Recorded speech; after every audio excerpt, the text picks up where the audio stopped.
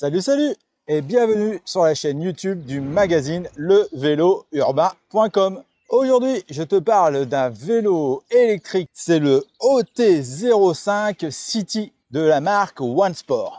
Alors, il est vendu pour faire entre 60 et 120 km, donc c'est un petit peu large. Je vais essayer d'être un petit peu plus précis concernant le kilométrage qu'on peut faire avec ce vélo. Bien évidemment, ça dépendra de pas mal de paramètres, mais quand même, 60 et 120, c'est quand même large. C'est pourquoi dans cette vidéo, je te propose de voir son unboxing, ses caractéristiques, de le parcourir en détail, de le tester sur route avec moi et je te donnerai mon avis ainsi que ma conclusion. C'est parti, générique. Bon, histoire de savoir à qui on a affaire, je vais te parler de ses principales caractéristiques. Le vélo est disponible en gris ou bleu. Moi, j'ai le blanc aussi. Niveau charge max, on est autour des 100 kg et il convient pour une personne entre 1m60 et 1m85. Le vélo pèse une vingtaine de kilos et il est débridable pour se transformer en speedelec puisqu'il a un moteur de 250 watts. Et je t'expliquerai à la fin de la vidéo comment interagir avec tous les paramètres et justement comment le débrider. À l'heure où je te parle, le vélo est vendu 999 €. Mais grâce au magazine Le Vélo Urbain et à la marque OneSport, je te propose un code de réduction qui te permettra d'économiser quelques euros. C'est toujours ça à notre époque. Voilà pour les grandes lignes. Maintenant, unboxing. Alors quand tu reçois le vélo, tu le reçois dans un grand carton, bien évidemment, avec tout ce qu'il faut à l'intérieur. Tout est super bien protégé, avec des mousses partout. À l'intérieur, tu as tous les accessoires qui vont bien évidemment. Tu as donc le chargeur, la notice, quelques outils pour finir de monter le vélo, car oui, le vélo n'arrive pas complètement monté, c'est à toi de monter quelques composants, donc tu as les outils pour ça. Alors je te rassure, c'est pas très compliqué, la notice est bien faite, ça prend une vingtaine de minutes. Écoute, je pense que vraiment tu devrais pouvoir t'en sortir sans aucun problème. Avant d'aller tester le vélo, il faut bien évidemment charger la batterie. Donc là, on a une batterie lithium-ion de 36 volts et 18,2 ampères. Pour cela, tu dois la connecter au chargeur, qui est un chargeur tout ce qu'il y a de plus standard. Pour recharger la batterie, soit tu enlèves le petit capuchon sur le côté du vélo et tu plugues le chargeur, ou alors tu enlèves la batterie à l'aide de la clé qui ne sert pas à allumer le vélo, et comme ça tu ramènes la batterie chez toi, tu plugues le chargeur, tu le branches sur la prise, et voilà, le tour est joué. Par contre, dis-toi qu'il faudra à peu près 9 heures pour recharger complètement la batterie, si elle est presque à plat, donc c'est beaucoup. C'est pour ça je t'invite à vraiment la mettre à recharger directement chez toi ou la nuit dès que tu as fini ton vélo taf ou ta balade à vélo. Sinon, tu risques de repartir avec une batterie à moitié pleine. Et tiens, toi derrière ton écran, pendant que j'ai toute ton attention, si jamais tu veux me soutenir et m'encourager à faire toujours plus de vidéos, je t'invite à mettre un pouce vers le haut en cliquant sur le petit bouton ci-dessous, à t'abonner à la chaîne si ce n'est pas déjà fait. Comme ça va favoriser l'algorithme YouTube qui mettra plus facilement mes vidéos et qui me permettra de te proposer toujours plus de contenu. Alors par avance, je te remercie. Comme d'habitude, je vais te parler du confort du vélo. À l'avant, on a une fourche à ressort et non hydraulique et qui en plus n'est pas réglable. C'est pas terrible. À l'arrière, sur la tige de selle, tu as une tige de selle réglable mais qui n'a pas non plus d'amortisseur. Et tu n'as pas d'amortisseur non plus au niveau de l'arrière du vélo. Donc niveau confort, on est sur le strict minimum. Heureusement, on a quand même des roues de 27 pouces et demi et avec des pneus plus ou moins larges. Donc ça, c'est quand même pas mal. En plus, c'est des Chaoyang, donc bon, voilà, on connaît. Et ils ont des bandes réfléchissantes sur les côtés pour être vus la nuit, donc ça, c'est quand même pas mal. Ensuite, on a une grosse selle avec une ouverture au milieu pour laisser respirer ton popotin. Donc elle est relativement confortable, elle fait le job. Donc niveau confort, on est vraiment sur du basique de chez Basique. Niveau position de conduite, écoute, j'ai une position relativement droite. Je suis en appui sur des poignées en plastique, un peu ergonomique, tu as un repose-paume. Mais voilà, c'est pas non plus le truc de dingue. Mais bon, tu as une position, on va dire, pour une pratique urbaine d'un vélo électrique normal. Et en touche-main, ça donne quoi? Bah écoute, ça bouge un peu dans tous les sens. Donc là, j'ai du gravier, du pavé, de la terre, j'ai absolument tout. Ça le fait, les pneus sont quand même relativement bien larges, donc ça absorbe.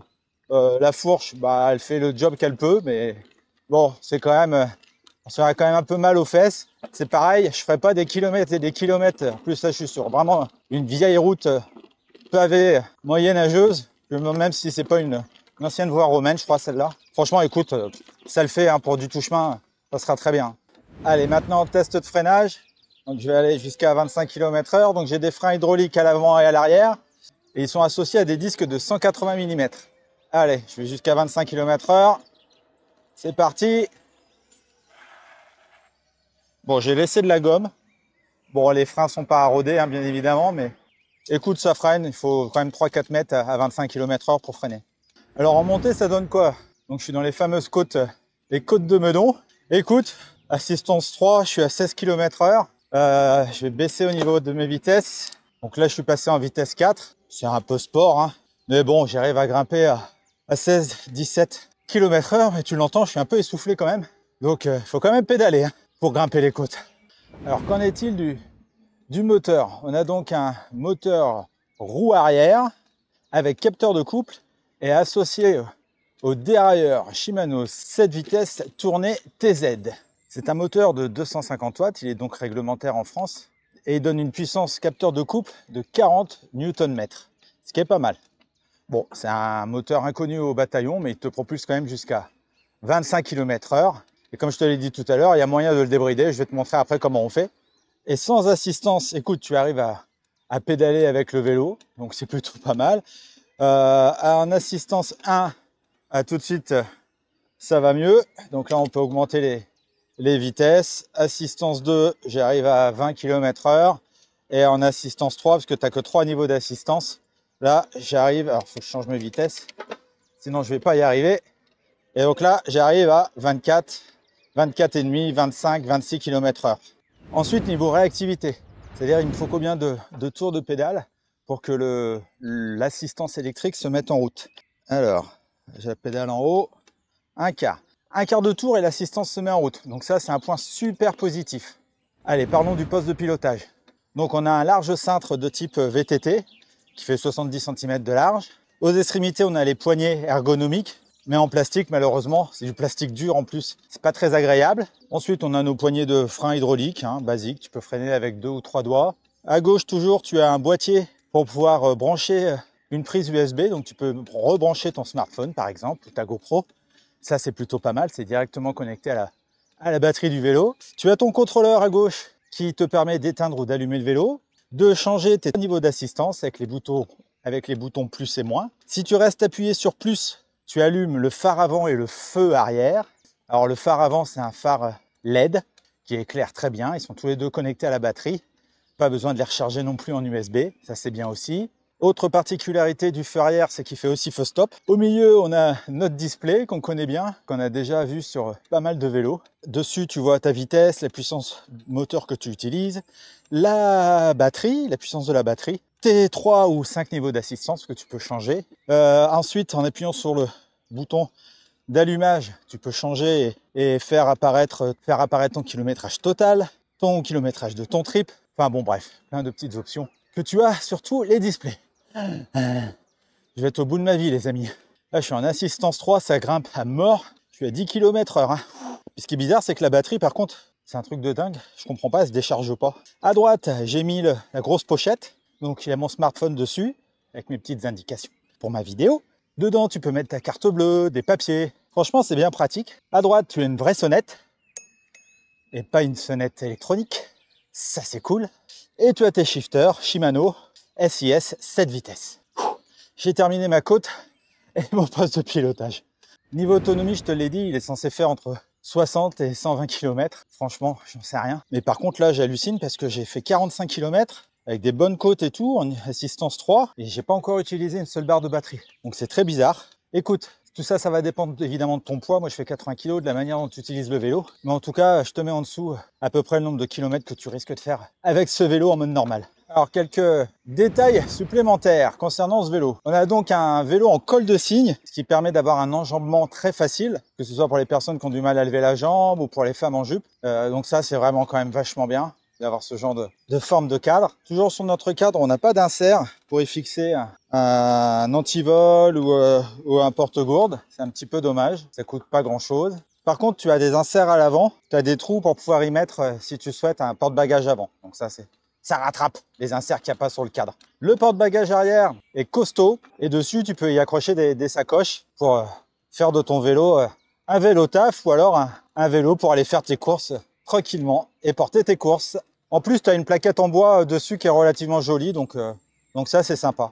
Donc concernant les garde-boue, tu en as un à l'avant et un à l'arrière. Ils sont en aluminium, relativement solides. Ensuite, si tu veux, tu peux connecter le vélo à une application. Tu n'es pas obligé, mais tu peux. Ça va te permettre d'interagir avec pas mal de paramètres de ton vélo. Et puis surtout, en cas de vol ou autre, ou si tu sais où tu as garé ton vélo, tu as une géolocalisation du vélo. Donc ça, c'est plutôt pas mal.